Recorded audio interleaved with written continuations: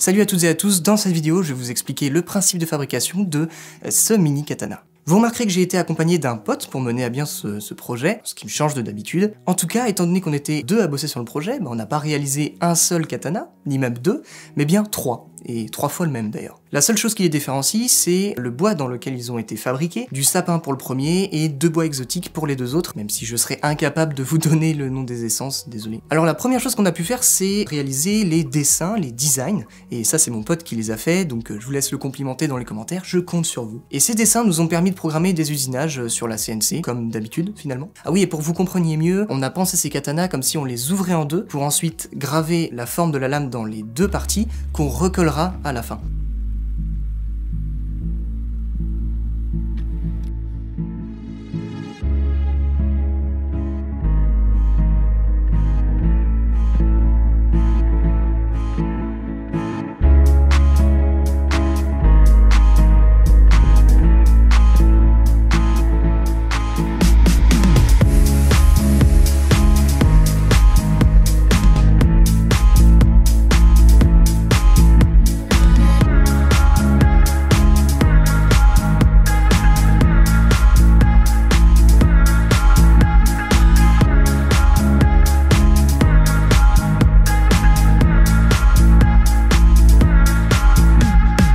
On a simplement suivi un patron pour tracer et découper nos futures lames dans de l'acier de 3 ou 4 mm il me semble. Ensuite, grâce à la ponceuse à bande, les lames ont pu être biseautées pour qu'elles ressemblent le plus possible au vrai katana.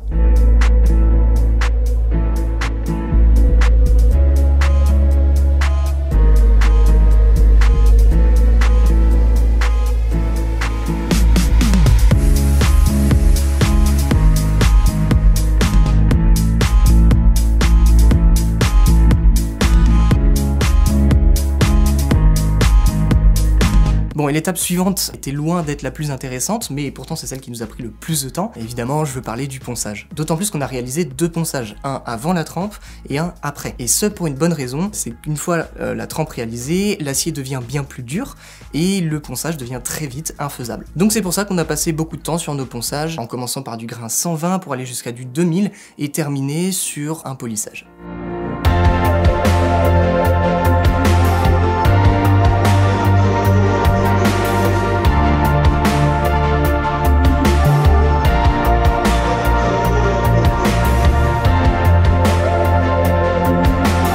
Au niveau de la trempe justement, on s'est improvisé un petit barbecue dans lequel on a mis un tube pour pouvoir souffler un max d'air sous le charbon et atteindre les 900-1000 degrés sur les lames. Et par la suite, on refroidit les lames brutalement en les plongeant dans de l'huile. Voilà, rien de compliqué en soi.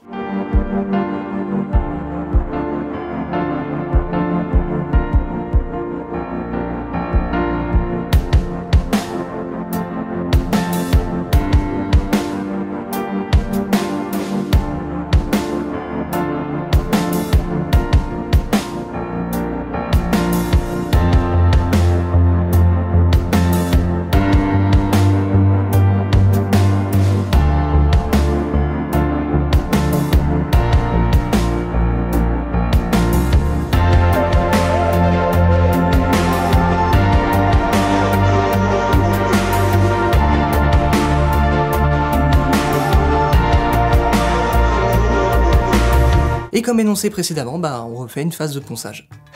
Yes.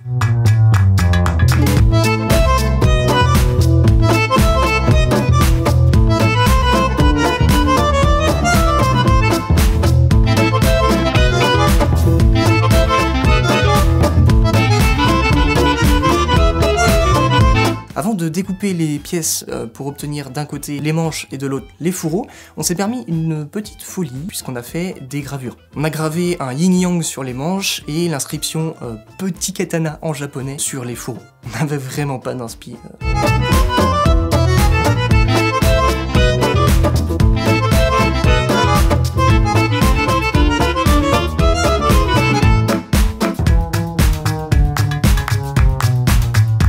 En plus de ça, pour que les lames soient correctement maintenues dans les fourreaux, on a découpé des petites bandelettes de cuir qu'on a taillées en biseau et collées dans les fourreaux. Et c'était hyper galère en vrai.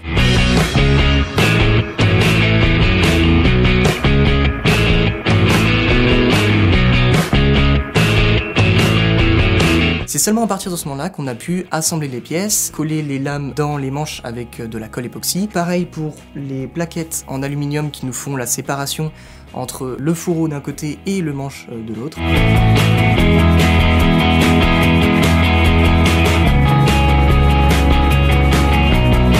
Bon, et on n'allait pas laisser les gravures sans résine, ça l'aurait pas fait, donc on y a remédié, on a mis de la résine blanche opaque dans les gravures, puis un peu de noir aussi sur le yin-yang, mais voilà.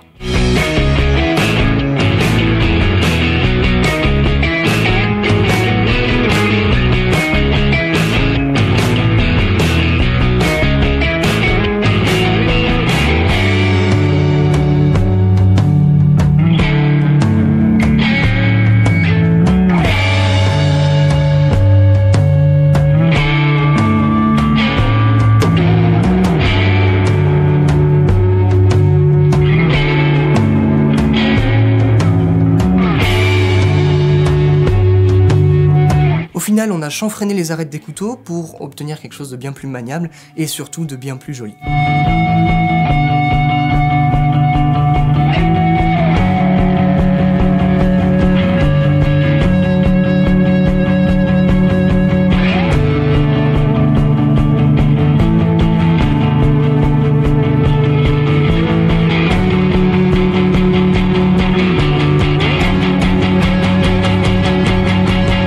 J'espère que ce projet vous aura plu, en tout cas pour nous c'était un très beau projet. Personnellement je trouve que c'est l'un des projets les plus précis que j'ai pu réaliser, dans le sens où on a vraiment travaillé avec beaucoup de minutie. En tout cas comme d'habitude je vous laisse me dire ce que vous en avez pensé dans les commentaires. N'oubliez pas le pouce bleu quand même, ça fait toujours plaisir. Et sur ce, on se dit à la prochaine pour une nouvelle vidéo, c'était Natwork.